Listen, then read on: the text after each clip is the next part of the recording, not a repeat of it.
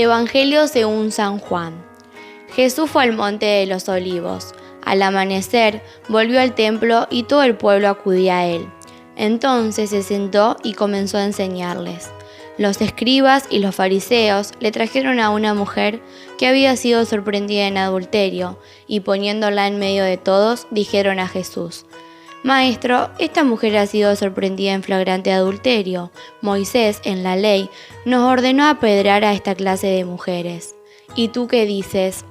Decían esto para ponerlo a prueba, a fin de poder acusarlo. Pero Jesús, inclinándose, comenzó a escribir en el suelo con el dedo.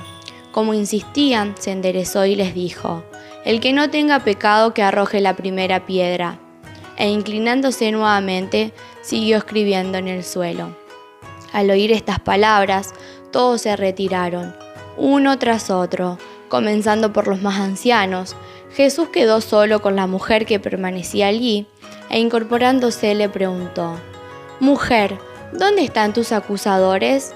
¿Alguien te ha condenado? Ella le respondió: Nadie, Señor. Yo tampoco te condeno, le dijo Jesús.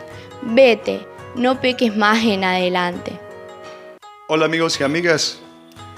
Si leyendo un libro nos damos cuenta que una página ha sido arrancada, lo primero que pensamos es que esta página contenía algún material un poco inconveniente y entonces alguna mano piadosa para evitar problemas a algunos lectores inmaduros haya eliminado este texto. Pues bien, en los primeros siglos de la Iglesia, cuando se transcriben los libros del Nuevo Testamento, ha desaparecido de casi todas las copias de la Biblia esta página del Evangelio que acabamos de escuchar. Debe haberla escrito el evangelista Lucas. El tema, el lenguaje, el estilo son de Lucas y bueno, su lugar natural sería al final del capítulo 21.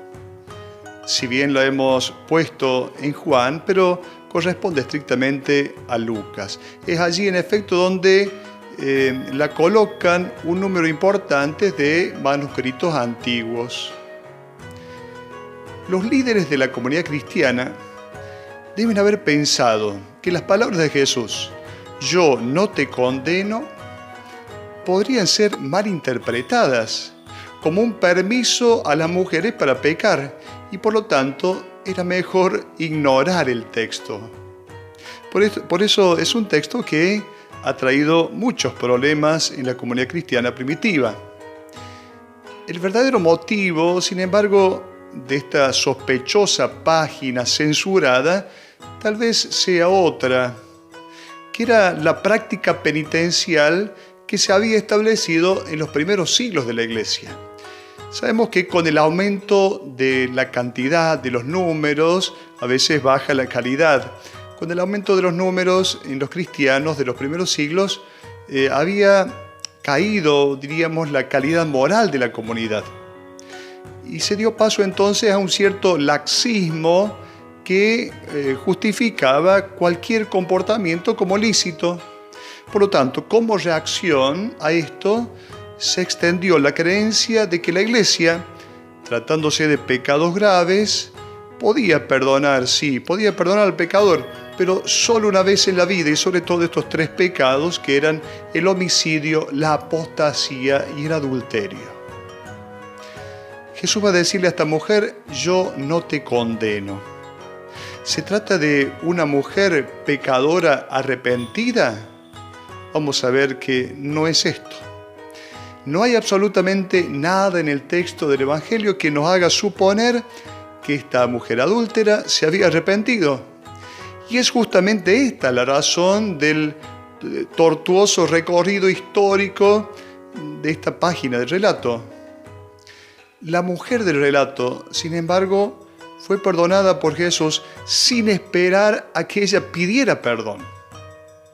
Es que siempre hemos pensado que para ser perdonados, previamente deberíamos estar arrepentidos, pero no es así. El perdón se anticipa, antecede el arrepentimiento. ¿Qué es el perdón? Es todo lo que Dios hace para hacernos volver al camino de plenitud de vida. Cuando caemos en la cuenta de esto, entonces sí decidimos arrepentirnos, andar por caminos nuevos. Por eso en el Evangelio de San Lucas también encontramos esta expresión, esta novedad de Jesús, que va a decir de este modo: demuestra mucho amor porque ha recibido mucho perdón. Cuando Jesús se encuentra con Zaqueo, por ejemplo, no le pidió un arrepentimiento previo a Zaqueo, ¿no? Fue después que Jesús se encuentra con Zaqueo que Zaqueo decide cambiar su vida y expresó este cambio de vida en un modo nuevo de relacionarse con los demás. Hemos creído que el pecado es una ofensa a Dios y que es necesario pedirle perdón, pero no es así. El pecado no ofende a Dios. Pensar que el pecado ofende a Dios sería pensar que su amor está condicionado a nuestro comportamiento, y el amor de Dios, lo sabemos, es gratuito e incondicional. El Antiguo Testamento sí ha entendido el pecado como ofensa a Dios, como transgresión a la ley de Dios, como algo que nos hace impuros, que nos mancha. Por ejemplo, veamos en el libro del Génesis, en el capítulo 6, en el relato del diluvio, se dice que Dios, viendo el mal, se arrepintió de haber hecho a los seres humanos. Y entonces, ¿qué hizo? Mandó caer agua para sepultarlos y de este modo los castiga.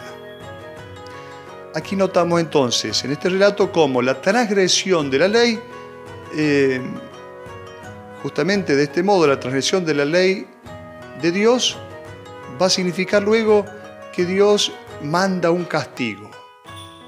Y hemos creído entonces también que el pecado es una mancha, y entonces se insiste en estar en gracia de Dios, esta expresión, en gracia de Dios, como si debiera existir una pureza previa para el acercamiento a Dios. Lamentablemente en algunas parroquias se insiste tanto en esto antes de la comunión.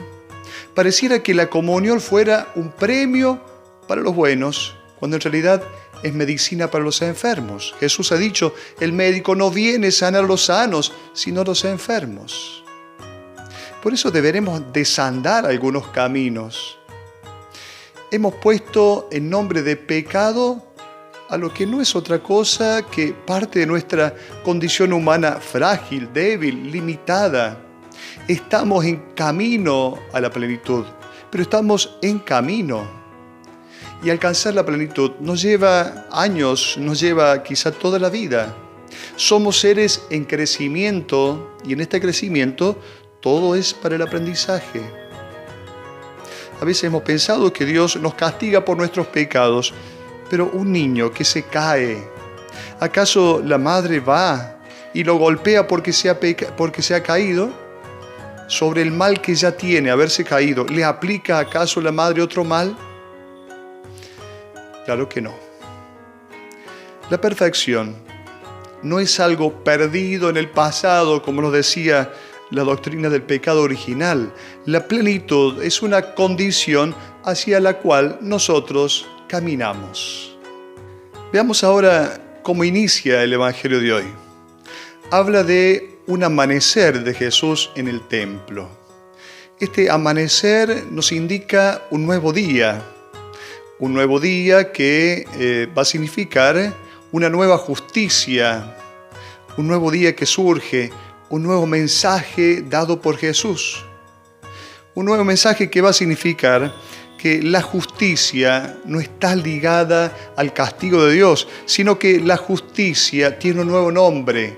En Dios la justicia se llama misericordia, y Dios hace justicia justificando al pecador, haciendo justo al pecador. Para nosotros muchas veces eliminar el mal ha significado eliminar también al malo. Para Dios las cosas no son de este modo. El relato de hoy nos dice que le llevaron a Jesús una mujer y la pusieron en el centro. Una mujer que había cometido un pecado. La pusieron en el centro de atención. ¿Cuántas veces nos sucede esto? poner al pecado en el centro, poner en el centro de atención al pecador y solamente destacar, poner en el centro la situación frágil de las personas, las sombras de las personas. Ponemos en el centro de atención esto, cuando en realidad hay muchas otras realidades, hay muchas otras cosas que podemos mirar de cada persona. Pero más de una vez nos sucede esto. Nos obsesionamos por el pecado de los demás. Nos obsesionamos por la dimensión oscura de los demás y la ponemos en el centro. El Evangelio habla de un Jesús que escribe en el suelo. Sobre esto se ha dicho tantas cosas. Se ha dicho que Jesús, frente a estos fariseos, frente a estas personas, escribas, estos que llevaron a la mujer que habían encontrado en adulterio, Jesús habría escrito en el suelo, escribiendo los pecados de ellos, pero en realidad no es así. Jesús no estaba escribiendo en la tierra, estaba escribiendo en la piedra. Algún garabato habría hecho Jesús para descomprimir la situación. Pero aquí hay un mensaje más profundo. Este dedo de Jesús nos habla de otro dedo. ¿Cuándo encontramos en la Biblia un dedo escribiendo sobre una piedra? El dedo de Dios que escribe sobre la piedra para dejar los mandamientos en el libro del Éxodo, en el capítulo 31. Por lo tanto, se nos está diciendo que Jesús está dándonos una nueva ley, un nuevo modo de vivir. Ya no aquella legislación que, si bien estaba hecha para la vida, los hombres la usaron para la muerte. En este caso, esta mujer transgrede una ley y entonces, por haber transgredido la ley, estaba destinada a morir, a ser apedreada. Jesús escribe una nueva ley. En realidad, podríamos pensar que Jesús, sentado en ese lugar, nos está indicando lo que dice el profeta Jeremías en el capítulo 31. Esta es la alianza que voy a establecer con la casa de Israel. Pondré mi ley dentro de ellos, la escribiré en sus corazones. Jesús escribe una ley nueva en nuestros corazones, que es la única ley, la ley del amor.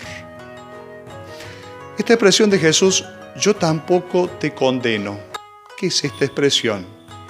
Es aquí donde se encuentran la miseria de esta mujer con la misericordia de Dios hecha presente en Jesús de Nazaret.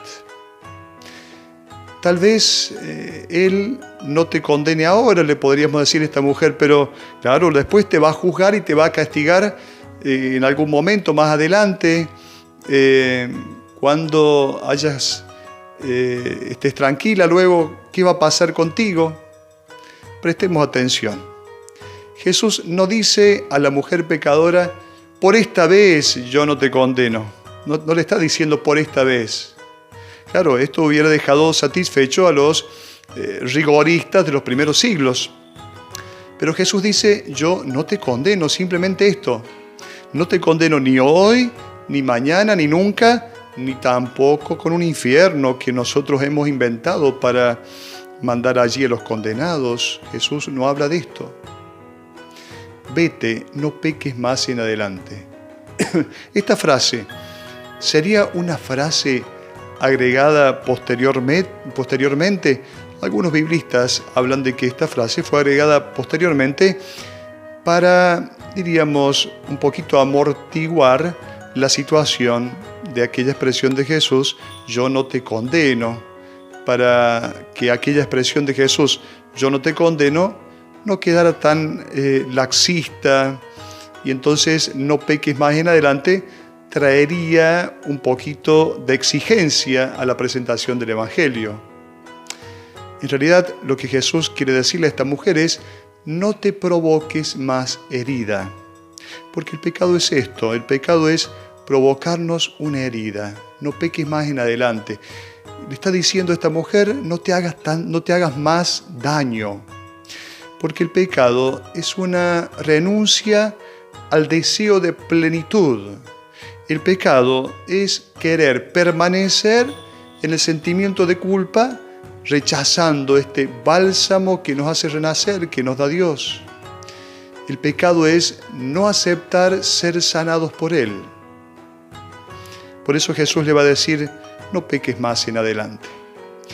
Esta página del Evangelio sigue incomodando hoy tanto como lo hizo en aquel momento.